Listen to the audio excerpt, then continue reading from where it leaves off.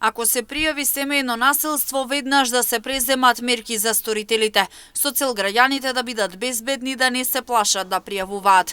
Ваква порака испрати мајката на убиената Емилија Пешева од Штип, по денешната одлука убиецот да добие доживотна казна затвор. Како што вели таа, ако навремено се реагирало, можеби денеска нејзината ќерка ќе била жива.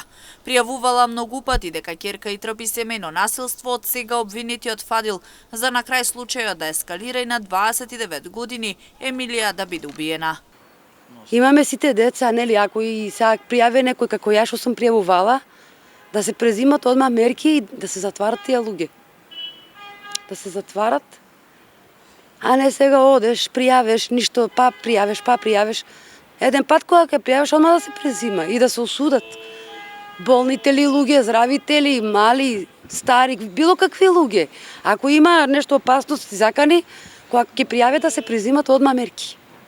Да бидеме слободни, значи рад, ти да си бидеш слободна од твојата куќа или у работата, знаеш дека детето или си одеш само од работа, не знаеш дека има опасност. Ако има такви луѓе, да се затварат. Слични беа ставовите и на судијата. Потенцираше дека вакви дела треба да бидат строго казнувани, но и дека навремено треба да се реагира при семејно или било каков вид на насилство со цел да не доаѓа до убиства.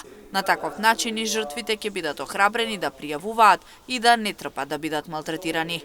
Во Штип, но и во државата, постојано се прават кампањи кога е во прашање семејното насилство со цел да се намалат бројките на жртви и лица кои трпат било каков вид на насилство.